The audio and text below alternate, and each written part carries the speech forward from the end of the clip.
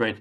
Yeah, so Brian, thanks a million for the introduction, and thanks a lot for being able to kind of bring this project to life and bring this kind of book idea that Cedric and I had, be able to kind of bring it to a lot of people. And there's a lot of people registered for the event, a lot of people on the call. So we really appreciate you guys all giving up your time. Hopefully we can add some value. But I guess the first question is, why do we put this ebook together? I think the primary reason Cedric and I wanted to work on this project together was because we probably saw medicine ball training as maybe one of the most under-researched areas of kind of strength and conditioning practice out there. I think it's a tool, it's a form of training that almost all of us use in some way. But again, if you get into the published research, there's actually very little out there. And there's good reasons for that. It's difficult to quantify medicine ball training. It's difficult to have very specific intensities and loading, especially before products like the old push band or output sports now came along.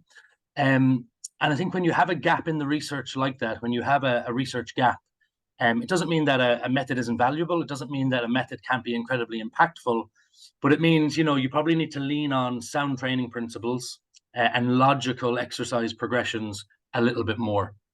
And I think to some degree, Cedric and I probably saw medicine ball training as a form of training that a lot of us use, but sometimes we use it perhaps in a less specific or a less targeted and focused way, in which many S&C coaches would use strength training or plyometric training, which I think we have a much stronger and deeper understanding of intensity and volume and exercise prescription. So this project was really to some degree an excuse for me to learn from Cedric, because he's got a lot of experience in this area, and he's probably learned his craft in this area, in the practical domain, and with some, really impressive mentors in this area specifically.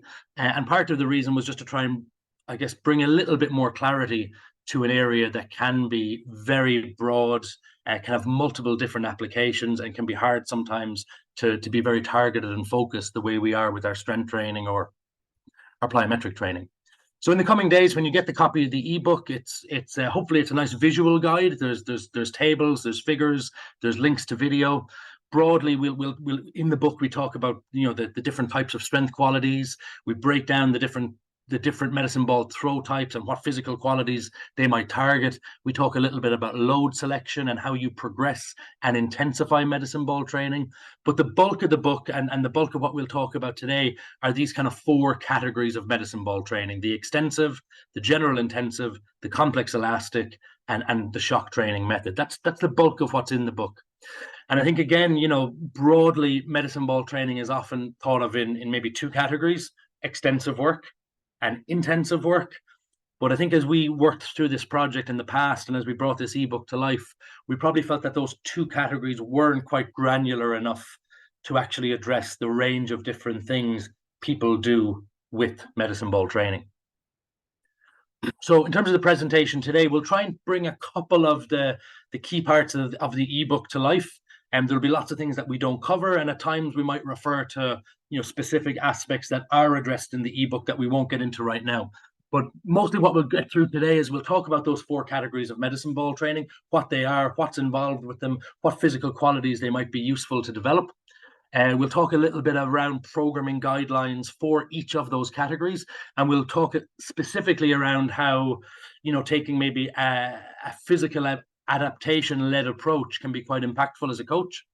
We'll talk a little bit around how you can intensify medicine ball training, because in our mind, there's actually more ways to do that with medicine ball training than there are in terms of our traditional work, our traditional strength work in the weight room. And broadly, we'll just talk generally around guidelines for medicine ball training and overall exercise prescription. Just to get us all on the same page, we'll talk about different strength qualities through this presentation. And we'll talk about, in the book, we talk about an even greater range of strength qualities. I think as S&C coaches, sometimes we don't always have a shared language. When I talk about power, that might mean something different to what it might mean to a middle distance endurance coach. If I talk about strength, that might mean something different to what it might mean to a combat sport coach. So just to get us all on the same page, these are kind of the 4 primary strength qualities we'll talk about in the presentation today. But in the book, there are a few more of these, and we get into a little bit more detail. So just so we're on the same page, in this presentation, when we talk about maximal strength, we're talking really about the ability to produce the highest amount of force in a single maximal effort. And when we talk about maximal strength, we're talking about a non-time constrained application of force. So in a testing context, that could be things like 3 repetition bench press, 3 repetition max back squat. It could be isometric mid-thigh pull. We'll talk a little bit about explosive strength. Again, other people might call this high load speed strength. They might call it power output training, but effectively we're talking about the ability to produce high levels of force in short time periods against moderate to high external loads. Some people might call this high load speed strength, for example. Again, if we're thinking about training exercises, this might be your power cleans. If we're thinking about testing and assessment, this might be your counter movement jump. In the presentation today, we'll talk about rate of force development, similar to explosive strength, but here we're really talking about the ability to maximize rapid generation of force in short time periods against minimal or very low loads. So here again, like explosive strength, this might be considered low load speed strength or fast dynamic strength. So again, you guys who are have the kit to do it in the lab or in the weight room, this might be how much force do you hit after 200 milliseconds in a isometric mid-thigh pull. It might be how high you jump in an exercise like a concentric only squat jump, which we know is done in quite short time periods of 300 milliseconds or so. And we'll talk a little bit around the physical quality of reactive strength. This is more your plyometric ability, your ability to maximize the reflex contributions, the fast stretch shortening cycle. And a lot of us would think about this as stretch shortening cycle ability or plyometric ability. This is the type of thing you would measure in a drop jump or a repeat jumping task. It's the type of thing you would typically train with fast, short ground contact plyometrics. So a lot of S&C coaches will be familiar with Bondarchuk's kind of exercise classification system. And so in the book and today, we use this as a little bit of a framework for explaining where each of the exercises or each of the training categories can exist. Cedric's going to talk through this in a little bit more detail. Cool, thanks, Eamonn. So as Eamonn outlined, so classifying the target effects of medicine ball training in terms of which physical qualities are being developed in a given movement is really important for the coach, because ultimately it gives us a clear picture of what we're looking to target with training and why. So at the same time, it's really crucial to understand what role different exercises and different forms or applications of the same exercise play in achieving these training goals, and also how we can apply our toolbox to maximum effect to produce to provide efficient outcomes and cater to the individual needs of the athlete and the sport. So as part of this webinar, we want to outline 2 major kind of classification concepts, just to provoke some thought and kind of give a nice starting point for coaches to work from when determining how to use medicine balls with their athletes in the first place. So as Eamonn mentioned, we'll be using the Bondarchuk classification model for that, simply because it provides a really intuitive and flexible framework to kind of help guide exercise selection for any given goal, including the strength qualities that Eamonn outlined before. So the first concept is what we call the specificity trade-off model, and the second being creating a classification structure around the stimulus characteristic of a given exercise or group of exercises, as well as the movement specificity nature of those exercises, which I'll go through in a bit. It's also really important to remember that the different classification systems, that they can oftentimes be blended to kind of help inform training prescription. So it's really up to the coach to choose and create models that complement their personal methodologies and philosophies and kind of fit with what they do. So the specificity trade-off model, which we're seeing on this slide, centers mainly around the concept that as an exercise more closely resembles movements found in competition in terms of movement pattern, energy systems used, and just coordination demand, the more specific it becomes from a biomechanical perspective. So this also usually therefore means that it also becomes more non-specific in terms of being able to create an overload or a maximal stimulus on a given strength quality, even if that strength quality is inherent in the actual competitive exercise. So in contrast, as an exercise kind of allows for a greater magnitude of stimulus on a given strength quality, it also becomes less specific from a biomechanical perspective relative to the competition movement. And an example of this would be looking at the difference between, for example, a reverse overhead medicine ball throw versus an acceleration start with a medicine ball for a sprinter, for example. So the latter is biomechanically more specific to the athlete's event, so sprinting, but the absolute magnitude of force and power output across the whole body is actually greater in the reverse overhead throw. So one caveat here is that these concepts are very contextual, as it completely depends on the event that's being trained for, because that obviously guides what the competitive exercise is and is being trained for. And for example, the specificity trade-off model would look very different between, if we take two extremes, maybe like a power lifter and a soccer player, for example, just to kind of give some ideas there. So if we move on to the next slide, the second classification, like I mentioned, is a framework that's based on the output characteristics of a given exercise and how it's performed, as well as its relation to similarity in terms of movement to the competitive exercises. The competitive movements. So in this model, which again we can link with the Bondarchuk framework, the categorization of exercises is really based on a blend between the type, the intensity, and the movement specificity of the stimulus achieved in the exercise, instead of just the specificity relative to the competition event, like I just mentioned. So this second classification version is the base that we've used in the guide that myself and Eamonn have written, and consists of the four categories that Eamonn just outlined previously: extensive, general intensive, complex elastic, and shock training medicine ball work. So we'll outline each of these categories in a little bit more detail shortly, but the key concept here is that medicine ball training can exist across the general prep, the specialized prep, and the special developmental tiers, depending on how an exercise is performed and which physical qualities are being stressed. So that's what we were kind of wanted to show with this graphic. Really, all four of these can live in any of these tiers, depending on what exercise is being done and how it's being performed. So, for example, in most sports, exercises in the extensive medicine ball category, such as general medicine ball circuits or calisthenics, they really kind of live in that general kind of prep tier, as they're usually very non-specific in terms of movement patterns and also the energy systems that are being used. But just provide a great way to develop a good general physical conditioning base as well.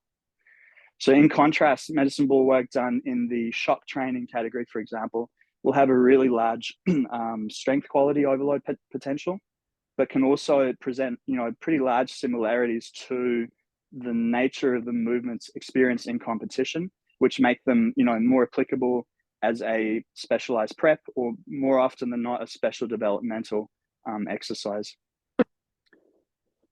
So moving on to the next slide then.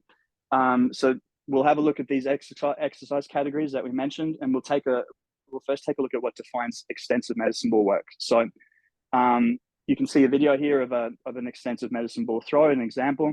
So these exercises are usually performed in circuit style fashion, where the major goal is really to develop general conditioning qualities, including tissue tolerance and muscular endurance.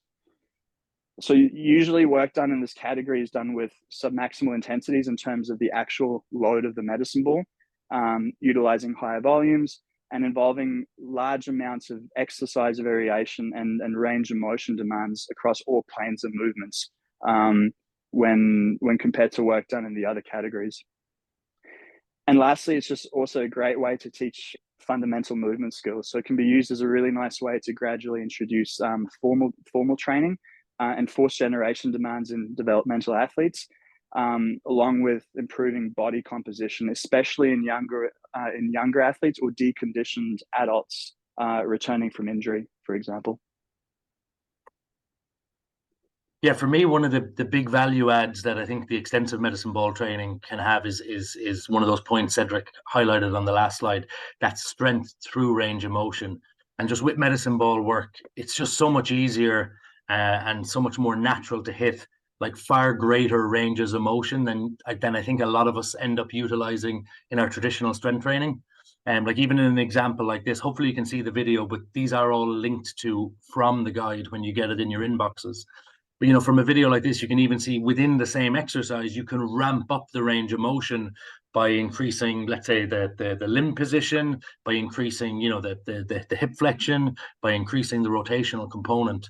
And so even, you know, in a sport like rowing, for example, that I would work in quite a lot, even with like very experienced athletes who have a very high degree of, you know, what we might call traditional strength levels on the back squat or the prone bench pull or the deadlift, even those types of athletes, like, you know, these simple movement based circuits, bringing the athlete through the ranges of motion that they're exposed to, or even beyond the ranges of motion that they're exposed to in their own sports, can actually really challenge the fatigability of the athletes very easily, can even induce, although it's not an outcome that we're looking for necessarily, can even induce relatively high degrees of muscle soreness, more than you would think for well-conditioned, high-performing athletes, simply because we're exposing them to ranges of motion, body positions, and joint angles that they're maybe not otherwise exposed to within their training. So in that kind of general prep, readiness to train phase, can be a really potent tool.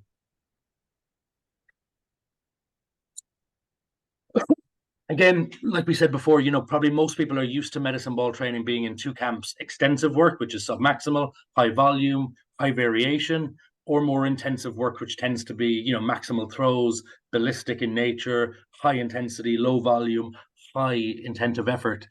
We probably simplify, you know, the intensive work in this general sense in our second category. That's a general intensive medicine ball training.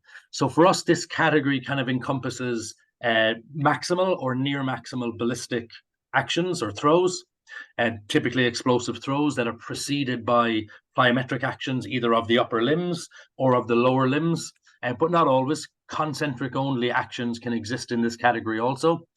For us, this type of training tends to be a little bit more general. So we're using similar movement patterns to the sport, but we're not chasing that high level of movement specificity that Cedric spoke about. And again, we're simplifying the exercises so that we can have high intensity and we can really look to have high intensive effort to drive, to try and move the dial on those physical qualities of explosive strength or rate of force development. And so typically we probably consider these types of exercises all existing in a single plane of motion. So again, if it's a forward throw, we're working through that sagittal plane of motion. If it's a rotational throw, we're working through that transverse plane of motion. But this would typically be single throws in single planes of motion with high intent of effort and specifically targeted, you know, to the specifically targeting those fast twitch muscle fibers and their ability to express force and express those physical qualities of explosive strength and rate of force development. Cool. So the next category then is complex elastic, what we call complex elastic medicine ball training. So exercises in this category are basically more specific intensive medicine ball variations, which are really effective to facilitate high rates of force development and explosive strength in sport-specific positions and patterns. So the nature of these exercises basically allow a coach to intensify both skill and postural demands within a movement. And they're just also really useful for encouraging athletes to get into technically sound positions and postures from which to apply force in a really specific way. So this type of work is most often used for acceleration and speed development. So we can see an example of this in the video that's being played on the screen just now. So we're seeing a forward throw from a lunge position followed by an acceleration. And basically this combination with the medicine ball helps put the athlete into a really good acceleration posture. So good shin angles, good trunk angles, and really exaggerates and teaches the powerful projection and force application characteristics that we want to develop in our athletes. So movements in this category are usually a pairing of demands. So that means that they have a larger kind of cumulative stimulus within each effort or each repetition. compared to the movements in previous categories. So what this obviously means for a coach is that they have to pay close attention to training volumes, the frequency that you perform this during their training week, for example, and also just in session kind of recovery times, as well as making sure that the athletes are actually, appropriately prepared to perform these kind of exercises. And then our fourth category is this category of shock medicine ball training, which a lot of people, in the strength and conditioning domain will be pretty familiar with, from the point of view of high intensity, high impact load plyometrics. And this is really kind of a hybrid model of taking those high intensity, high impact load plyometrics, but augmenting them with throws, medicine ball throws and medicine ball releases. So the way I kind of think about this tends to be, at the bottom of your Bondarchuk classification system, you generally have that extensive work. You can move up that classification system from the strength, quality, specificity point of view, with your general intensive work, because now you might be working on qualities like rate of force development or explosive strength that might be more relevant to your sport. And then there's almost like a slight diversion from the complex elastic and the shock methods. I think in complex elastic, we get more into like what are the positions and postures and skill elements of our sport that we want to learn to apply our physical qualities in. And on the shock side of things, we're probably doubling down a little bit more on the intensive overload of those physical qualities that we've identified.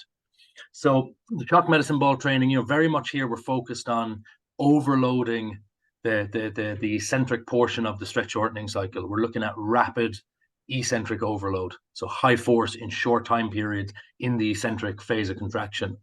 This is probably, from a physical standpoint, the highest intensity medicine ball training, and with higher intensity and increased loading does come increased risk. So this is a form of training that with many athletes I would never use. And with some athletes who are well prepared and have good basic levels of strength, eccentric strength, good jump landing mechanics, then we might use tools like this in small dosages at key points in the year. Again, really effective tool in the right amounts with the right athletes for explosive strength, rate of force development, and that plyometric ability of reactive strength. And I think we're probably with the medicine ball augmentation of shock training, it's probably where you can do a little bit more on the upper body component. So again, like I said, a lot of us are used to those shock methods like drop jumps, very high hurdle jumps, and we're used to those methods in the plyometric, the lower body domain through plyometric training. But with medicine balls dropped from a height, in postures that expose the athlete to high rates of eccentric overload through the upper limbs, we have an opportunity to really harness some of those plyometric training effects through the actions of the upper body as well. So again, as we've talked through those categories, a number of times we've used that term intensity, and I think intensity is very, I would say, context specific. And I think if you're talking to a room of strength coaches, for example, a lot of us will think of intensity in the weight room as the weight on the bar. What percentage of 1 rep max, what relative percentage of 1 rep max are you working at on your bench press, on your squat, on your deadlift? Again, but we know in strength training, that's not the only way you can intensify. You can intensify, by adding load, fair enough.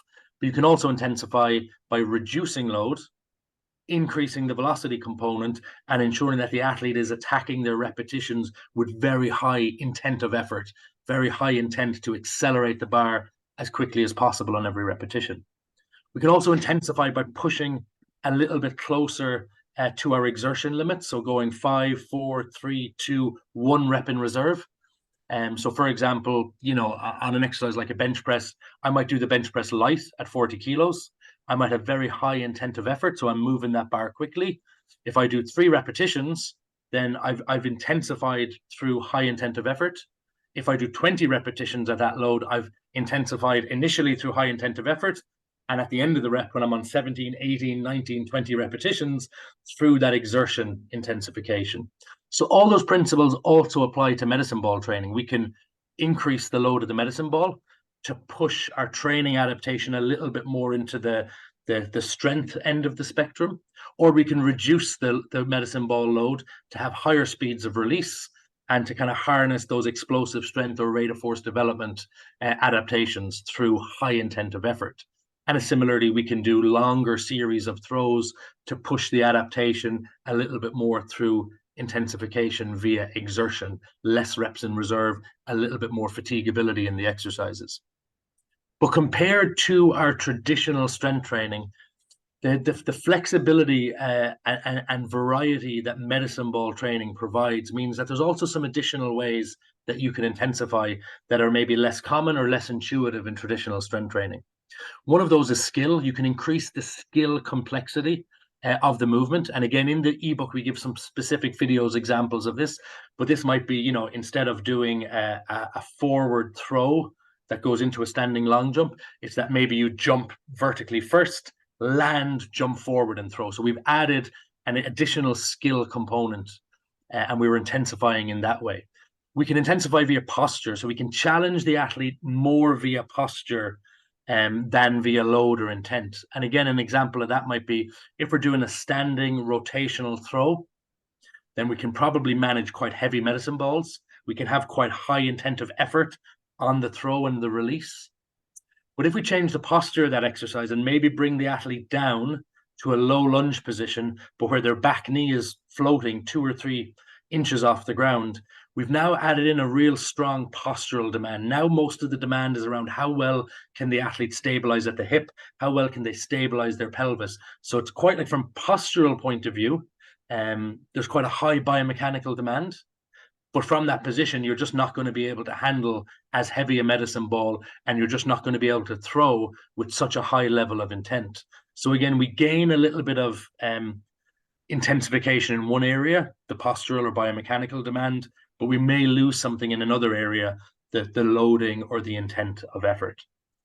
And finally, another method by which you can intensify medicine ball training is through that kind of complex elastic method that Cedric spoke about, where we combine complementary exercises and where the preceding exercise may actually lead to a higher output in the following exercise than you would have got if you had just done that second exercise on its own. So like Cedric described, we might use a standing throw for distance to encourage the athlete into a forward lean position, to encourage the athlete into a positive shin angle, to encourage them into a position where they're going to rise from low to high as they go from that throw into a 5 or a 10-meter acceleration. So our hope there is that actually it's not just about doing 2 exercises. We're doing one exercise at the beginning, the forward throw for distance, to encourage and emphasize the athlete into the right position so they get even more from an output point of view or a skill execution point of view on the following 5 or 10-meter acceleration.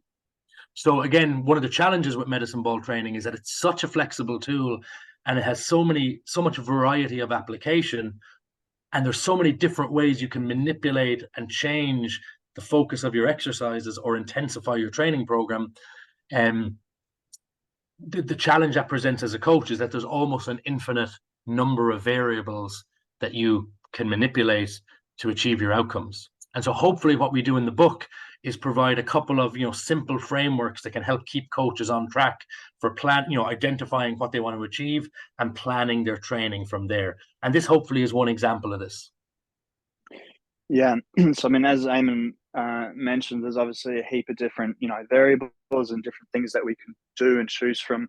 And what we wanted to do with this particular table, and there'll be more to follow and obviously more in the guide as well, is we wanted to pull together a framework that gives coaches some really solid general guidelines for training prescription within each medicine ball training category, and obviously based on the major points that we've already touched on in the previous slides. So as with any training planning, it's really important to pay close attention to the desired training outcomes, like we mentioned, obviously exercise selection and what we're actually looking to target with the exercise.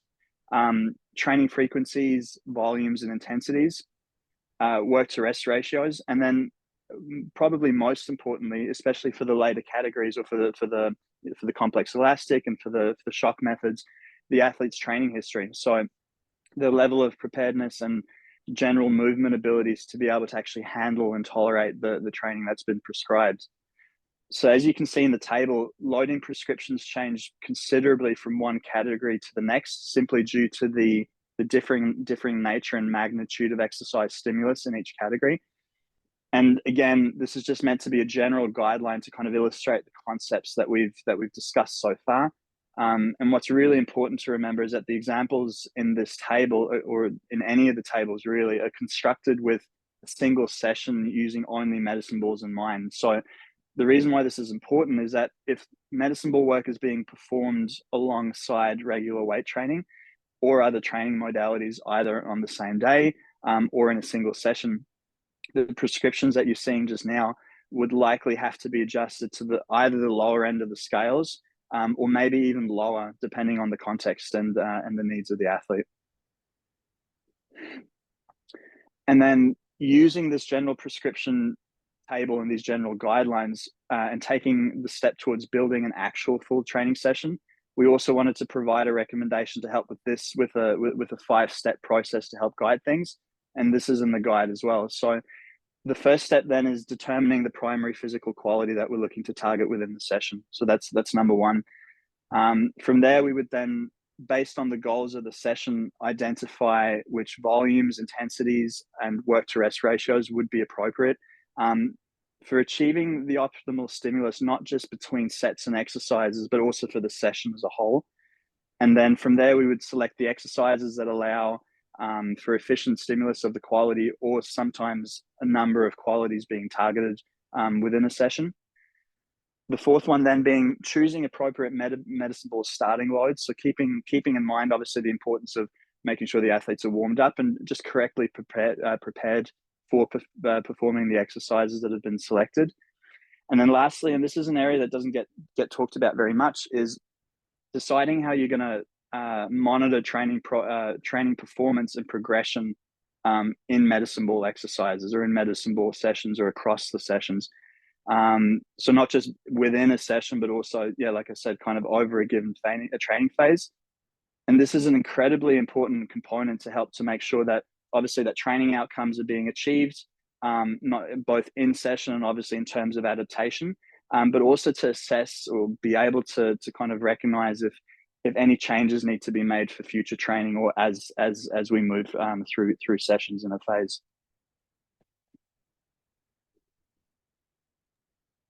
Yeah, and I think it's probably just important to give people an idea here, like within the book, within the ebook, sorry, 1 second, we do break down the specific exercise types across, what we feel is pretty comprehensive range of different medicine ball throw options, and we do link those to specific physical qualities. So we do talk about how, concentric only medicine ball throws might be quite appropriate for working on rate of force development qualities, for example. So we do break down all the different throw types and which physical qualities they might be most appropriate to target. And similarly, we also provide a kind of a rough kind of a rough loading guide for starting medicine ball weights as well, based on the athlete that's in front of you. Are they male? Are they female? Do they have quite an extensive strength training history or a strength level, or do they not? Are they a big individual? Are they a small individual? And also based on like what physical quality that you're trying to achieve. Again, if you're looking for more maximal strength adaptation, you're obviously going to use heavier loads. If you're looking at more reactive strength or rate of force development activities, you're going to be using very, very light loads, or in a reactive strength context, maybe no loads if you're just doing plyometrics. So again, this kind of 5-step process within the book, there are some additional resources that can help you build out this process a little bit more. But I think even, for most S&C coaches, I think most of us have a good handle on what frequency, intensity, and volume is required for development of those different physical qualities. And so I think a lot of us can inherently do this quite well with our traditional strength training, especially.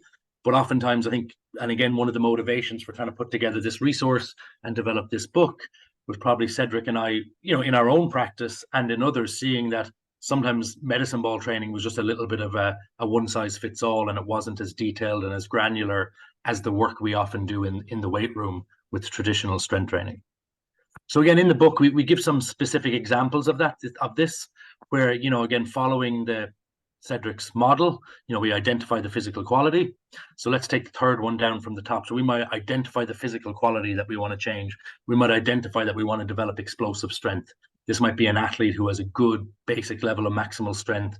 We want to work, slightly non-specific to develop their physical quality of explosive strength before we get into maybe more sport-specific or position-specific work. So we identify the physical quality. We've got a broad recommendation on the volume of work that we're going to do. We know for that physical quality that we're going to have to do it at pretty high intensity of effort. We know we're going to have long recovery periods so that our outputs are very high and very consistently high.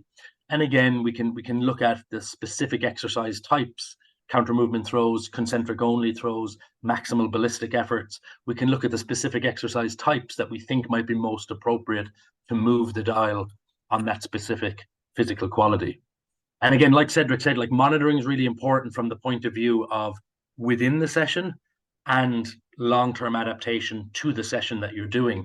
So ultimately, if we want to develop a quality like explosive strength, we know that we need to have enough recovery time that the output is consistently maximal or near maximal. So, ideally, we want a little bit like we do in the weight room with velocity-based training methods. Ideally, we want to be, observing velocity of release or velocity of the center of mass. We want to be observing velocity and assessing, is it close to maximum? And is it staying at a very high level across the reps and sets that we've prescribed? Now, you may not want to do that every single session by any means, but you may want to do it as a check and challenge to see if the work you've prescribed is actually having the within session effects that you intended. And similarly, if you want to look at monitoring over time, if we're working on that explosive strength physical quality and our work is targeted at the lower limbs primarily, we should be seeing an increase in counter movement jump or a metric within our counter movement jump, or we should be seeing an increase in the velocity of release of some of our key training exercises, whether that be a reverse overhead throw or a med ball throw for distance. And again, I think where the technology offers an interesting way forward here is that traditionally with medicine ball training, we could only do that with, throws for distance, so you pick a throw, you measure the distance. And within the weight room, we've been able to get more detailed with that through velocity-based training measures. And now, I think with devices, like I said, the push band previously, what output sports can do now, or it might be instrumented med balls, it might be radar gun technology. A lot of that technology is far more available now than it was before. And it allows us to bring some of those velocity-based training principles into more open, more variable, more flexible methods, such as medicine ball training. And I guess actually, I'm not sure if we have any questions in the chat box at the moment, but in lieu of that, I was actually going to ask Cedric a question because he's a little bit further ahead with his understanding of the technology in this space. And so I guess my question to you, Cedric, was, what have you learned in terms of using this technology, whether it be wearables or whether it be instrumented med balls or radar gun technology? What have you learned about that and how it applies to medicine ball training specifically? Yeah, so I mean, you already kind of alluded to it, right? Like, so traditionally, there's kind of been a lot of blind spots and also just a lot of subjective measurement of, okay, what are we actually doing when we're using medicine balls, right? So, and it's been, apart from looking at it, developing explosiveness, for example, apart from seeing, okay, how fast has someone thrown the ball, there really wasn't much else other than maybe a qualitative kind of assessment of, okay, that extension looked really powerful or whatever. But the nice thing, like you said, about the technology is it shines some light on those blind spots, so to speak. And what we can do now is obviously get reliable measures of, release velocities, for example, and just kind of take the guesswork out of things in the sense that, now, for example, if we kind of go back to an exercise that I mentioned previously, like a reverse, overhead medicine ball throw, if we're doing it for distance, that's all well and good, but that's still the outcome measure of that throw, if we're looking at distance, is still going to be very reliant on the release angle of the ball. Once we finish the extension. So what that means is that we could have an amazing extension, actually really high power output, but just get the release angle wrong and get a shorter distance, and therefore the impression would be that was not as powerful a throw, even though we've kind of missed the main bit.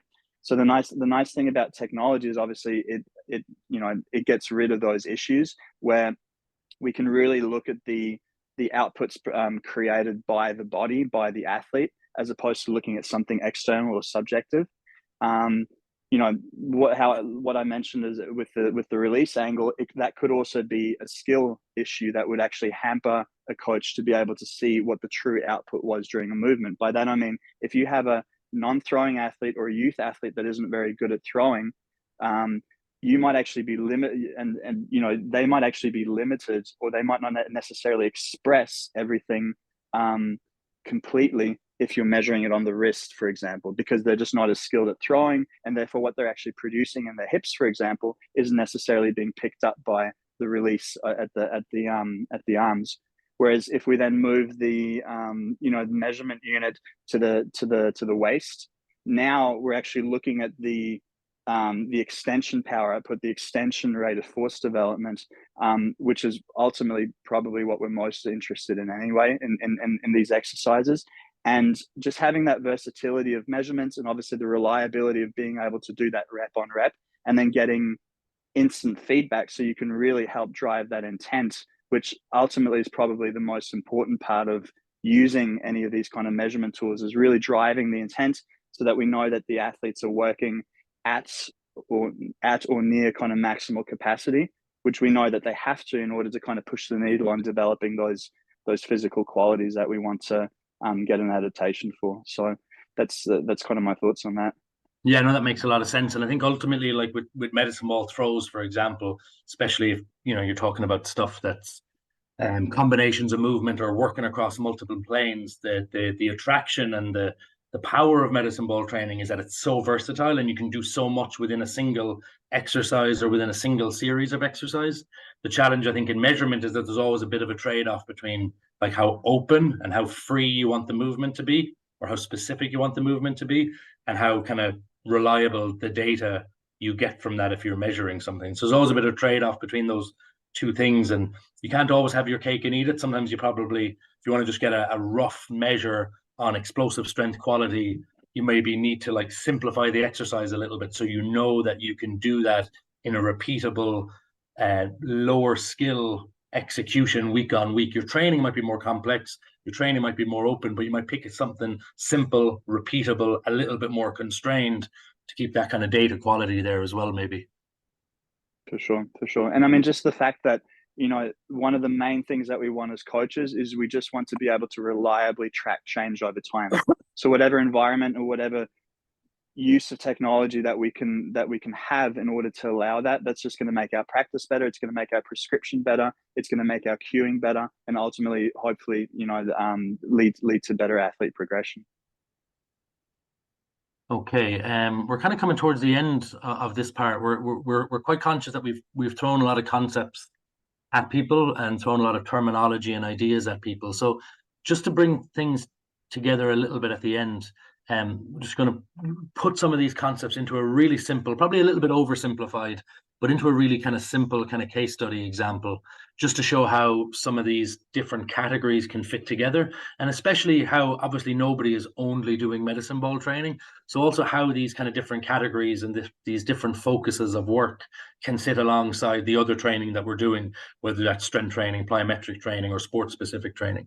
So this particular case study, again, a little bit simplified, but it's a combat sport athlete that I work with, a weight class constrained athlete. So it's an athlete who has to cut weight for competition. It's a challenging enough weight cut, and that needs to be done multiple times a year. It's an athlete who has reasonably good strength training history. Again, like any weight cut, kind of weight class constrained athlete, there's an upper limit on just how much strength you can develop when you're under that type of external stress. But this athlete's got a decent strength training history, competes quite frequently throughout the year. And in this specific example, we're looking at a kind of a 12 to 16 week period, which is post competition. So we're after a run of competitions where the athlete needed to perform at a high level, needed to travel a lot, needed to make weight on a number of occasions. So there's going to be a degree of detraining at this period. And we're coming into a 12 to 16 week period where the athlete is going to build up to a peak event at the end of that 12 to 16 week period. And they're also going to have some lower level competitions on the way there. So again, simply to simplify it a little bit, we might all call these phases different things, but broadly the 16-week period, in my mind, we would break into 4-by-4 week periods. First week is our first general preparation phase. Now, remember, this is an athlete who's coming back with a degree of physical detraining because he's been traveling, he's been making weight, hasn't been able to do the typical strength and conditioning work he would do, but has been competing a lot, has been sparring a lot, has been refining his sport-specific craft. So in this phase, we might be doing extensive plyometric work just to build up the kind of robustness, the tissue tolerance of the lower limbs. We might use extensive medicine ball work in that kind of circuit fashion, calisthenic approach that we showed in the early slides. We might use that type of work to almost do the equivalent of the extensive plyometric work, but for the upper body. Again, knowing it's a combat sport athlete, he needs to have a chassis that is ready for impact, that can tolerate high loads, that can tolerate contact. So the extensive medicine ball training there, primarily upper body focused, is almost doing what the extensive plyometric work would do for the lower body. We probably have small doses of general intensive medicine ball work here, but in this phase, I'd almost describe it as like relaxed power. We're not trying too hard. It probably is a little bit submaximal. It's a little bit lower volume. And part of this is just exploring and relearning some of those physical skills that we're going to need later for our really intensive rate of force development or explosive strength work. And in this phase, we're also beginning to do our general strength or our maximal strength work in the weight room. Again, the nature of this athlete is such that we almost have to try and find this kind of mythical minimum effective dose of in the strength training work, because we don't want to push him out of his weight category. We want to try and probably manage any hypertrophy effect that we do have to the preferential hypertrophy of fast twitch fibers. As we move into that second 4-week block, our plyometric work in the lower body is intensifying a little bit. And now our extensive medicine ball training is probably a lot more in the general intensive phase. And again, this is, although we might, at this stage, we might in an ideal world, I might like to save my explosive strength or my rate of force development work for when the athlete is a little bit stronger himself. Ultimately, we've got limited time. And also, ultimately, we probably take this approach a little bit sooner with this athlete because he is weight constrained. And again, we want to kind of harness the really useful effect of medicine ball training, which is we can, purely work on those force generation capacities of the fast twitch fibers, especially if you're throwing a 3 kilo med ball as fast and as far as possible, those slow twitch fibers aren't doing a hell of a lot of work and they're not getting a hell of a lot of hypertrophy. By this stage, week 4, 5, 6, 7, we probably are doing some maximal strength work. The athletes kind of built back up their relative intensity of load so that we can do some work in that space. And then as we get it into our kind of specific preparation phase, now we know that in the next 2 to 3 weeks, the athlete's going to have to start thinking about making weight again. Now we know that sparring is going to be ramping up, and we've got to be a little bit more judicious with how much work we do overall. So our plyometrics now are probably, traditional high intensity plyometrics, along with some maybe small dosages of shock medicine ball work, if we want to maybe be more with the medicine ball loading, work a little bit more on the strength end of the spectrum. We might be combining some of our low volume maximal strength work with our general intensive medicine ball training, via complex training or via French contrast approaches. And again, some of this might just be so that we're getting a very time efficient stimulus within a single session. And then as we move into the fourth phase, now we might be kind of combining our plyometrics and our shock medicine ball training. We might be doing them with very low volumes. We might be doing little to no maximal strength work, either because the athlete is traveling and they don't have access to typical gym facilities, or just because we've got to be super tight on weight management. But again, we know that we can keep some of those maximal strength qualities if we're doing, drop jumps, if we're doing loaded medicine ball drop throws. We know we can probably do a pretty good job of keeping some of those maximal strength qualities that we've built up with minimal doses. Here, we might even go back to some extensive medicine ball training in this phase. Because again, we know the athletes coming into sparring, we know they're going to be doing a little bit less general conditioning. And so we may just want to touch on some extensive methods just to keep a baseline of conditioning there. We may even use some low-level circuits as recovery methods, or just stuff that the athlete can do in a hotel room, in a parking lot, if they're tight on time, if they're not in their usual training environment as they travel to competition. And our maximal strength work is pretty much gone out of the program now, but we maybe be doing, some maximal strength in very specific areas. In this athlete, kicking and striking athlete, it might be abductor, adductor, hip flexor strength. It might be position specific isometrics. So again, maximal strength stimulus, but in very, very small ranges of motion or very, very specific positions. And while this kind of does look like, 4 separate training programs, I think with medicine ball training especially, you can actually have less discretely different phases and more just general progression, from session to session, from week on week, or from block to block, without necessarily going from one exercise to another exercise and to another exercise. So what I mean by that is, if we take a real simple example here, if we take a simple example of, let's say, a rotational throw. In phase 1, we can do that submaximally. We can do it with both feet on the ground, and we can use it as an extensive medicine ball exercise. We can take the exact same exercise and just increase the recovery time between reps, lower the overall volume, and really dial up the intent of effort. And the exact same exercise now has become a general intensive exercise. So there's no difference in like learning a new exercise. There's no difference in like learning a new skill. We're effectively taking the same exercise and tweaking it for a different outcome goal. And then as we get into maybe our contrast training phase, as we get into a phase where we want to maybe have a little bit more reactive strength, or we want to use positions that are a little bit more similar to the sport, we can take that same exercise and we can, again, just manipulate the position of the medicine ball. We can add in, preceding plyometric movements. And now a very similar exercise, not the same, but similar exercise, now has a little bit more maybe reactive strength component. It maybe has a little bit more of a higher biomechanical similarity to the positions we want in the sport.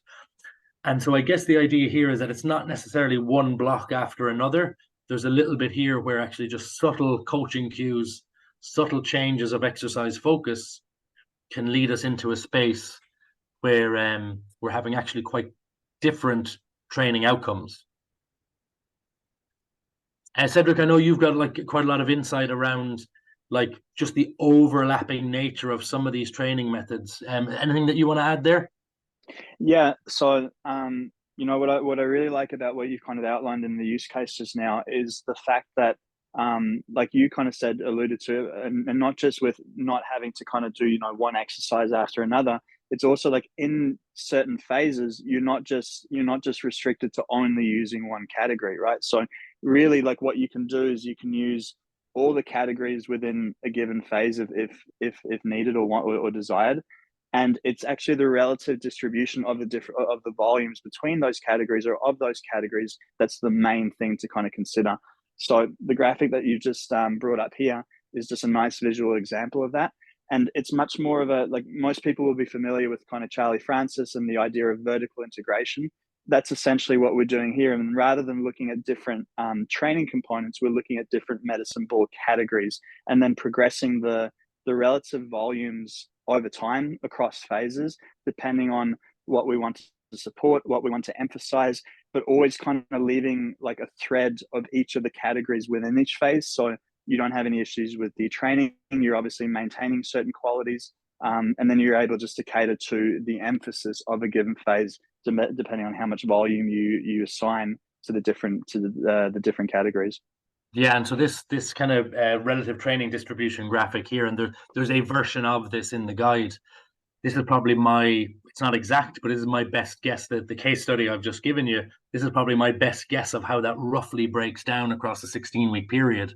And while, in block 2 and block 3, on the table I presented back here, while, in phase 2 and phase 3, there isn't any extensive training there, any extensive medicine ball work, because it's not a key component. You'll see in this, the bottom of the screen here, the bottom of the chart, there's a little bit of extensive work kept throughout.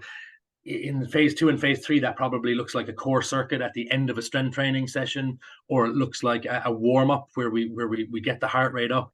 We do some 30 to 40 second reps of work.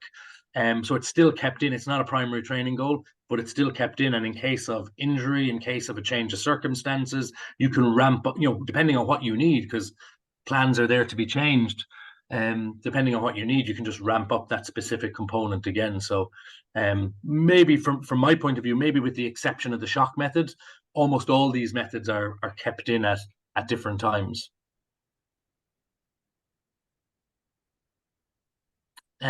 Broadly, that is close to everything that we've got for you guys. I don't think we have any specific questions at the moment.